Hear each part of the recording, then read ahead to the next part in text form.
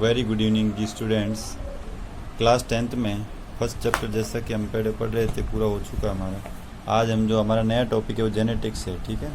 The branch of biology which deals with the study of heredity and variation is called genetics. The term genetics was first coined by Bateson 1905 and this term is divided from Greek language word जी। यानी कहने का मतलब जीव विज्ञान की वह शाखा जिसमें सदियों के लक्षणों की आनुवांशिकता यानी हेरिडिटी या विभिन्नता वेरिएशंस का अध्ययन किया जाता है, उसको अपन क्या बोलते हैं, जेनेटिक्स। फिर देखो जो जेनेटिक्स शब्द का सर्वप्रथम प्रयोग है वो किसने किया था, बेटसन ने किया था 1905 के अंदर।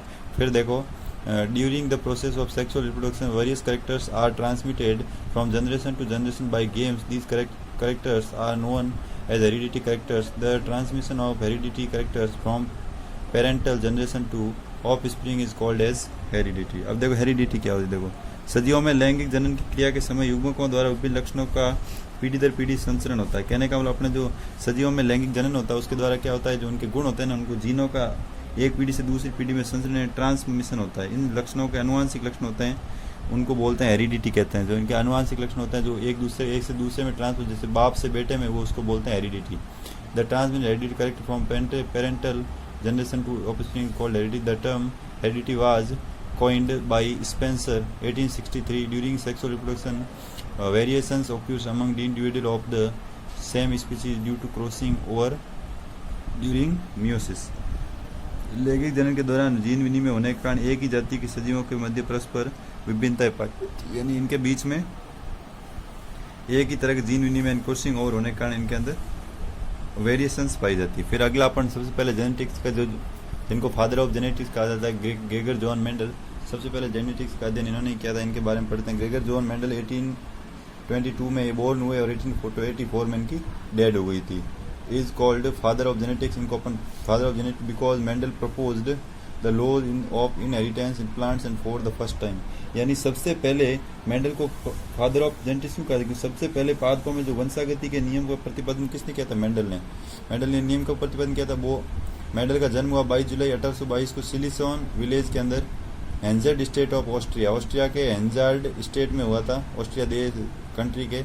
इन 1842 after receiving a degree of philosophy, मतलब 20 साल की उम्र में उन्होंने डिग्री हासिल कर दी थी फिलोसॉफी की। He became a priest of a church, वो एक चर्च में फादर का काम करने लग गए, ठीक है।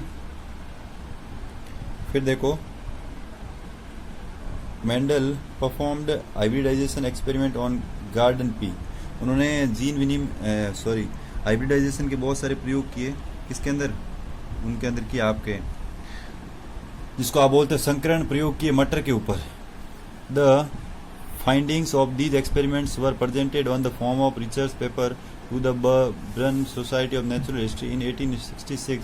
These experience were published in the societies annual proceedings entitled experiments on plant hybridization। on the basis of result of these experiment on garden pea, Mendel proposed the laws of inheritance which are also known as Mendelism। Mendel died on January 60, 1884। यानी कि कहने का मतलब है कि सन 1842 में दर्शन शास्त्र philosophy की डिग्री के बाद में जो मेंडल ने 1843 में ऑस्ट्रिया के जो ब्रून शहर है वहाँ के अंदर पादरी बने, पादरी। और सर्च के उद्यान में मेंडल ने उद्यान मटर पर 7 वर्ष तक हाइब्रिडाइजेशन में एक काम प्रयोग किया। 7 वर्ष तक लगातार सर्च का जो उद्यान था ना, वो फादर बने थे, वहाँ पे उन्होंने पास में एक उद्यान था, उसके अंदर 7 साल तक काम किया। इन प्रयोगों के निष्कर्षों को, मतलब 7 साल उनको लगे मटर के प्रयोग करते हुए। इन प्रयोगों के निष्कर्षों को सन 1865 में उन्होंने ब्रून सोसाइटी ऑफ नेचुरल हिस्ट्री के अंदर समक्ष शोध पत्र के रूप में प्रस्तुत किया। भाई मैंने ऐसा बनाया, मैंने इतने एक्सपेरिमेंट किए, ये मैंने को रिजल्ट मिला, ये कंक्लूजन मिले। सन 1867 में इन प्रयोगों को सोसाइटी की वार्षिकी में पादप संकरण पर प्रयोग नामक शीर्षक से प्रकाशित किया गया। और मेंडल द्वारा उद्यान मटर पर किए गए इन प्रयोगों का परिणाम के आधार पर अनुवांशिकता नियमों का प्रतिपादन भी किया गया, जिससे मेंडल ने जो अनुवांशिकता के नियम दिए उन्हीं को क्या बोलते हैं, मेंडलिज्म। अब देखो सबसे फिर 6 जनवरी 1884 को मेंडल की जो डेड हो गई थी। फिर देखो रीजन्स फॉर मेंडल सक्सेस, मतलब मेंडल की सफलता के कारण। मेंडल ने एक समय में एक ही लक्षण की वंशागति का अध्ययन किया सबसे पहले, यानी Mendel studied the inheritance of one character eight one time, यानी उन्होंने, और फिर क्या है, Mendel maintain the statics record of the experiment and analysed them carefully। Mendel selected the plant material for his experimental carefully। यानी कहने का मतलब सबसे पहली बात कि मेंडल ने एक समय में एक ही लक्षण की वंशागति का अध्ययन किया। दूसरा, मेंडल ने अपने जो भी हाइब्रिडाइजेशन के प्रयोग थे उनमें सभी आंकड़ों पर सावधानी पूर्वक जो स्टैटिस्टिकल एनालिसिस होता है वो किया। फिर मेंडल ने अपने प्रयोग के लिए पादप का चुनाव सावधानी पूर्वक किया।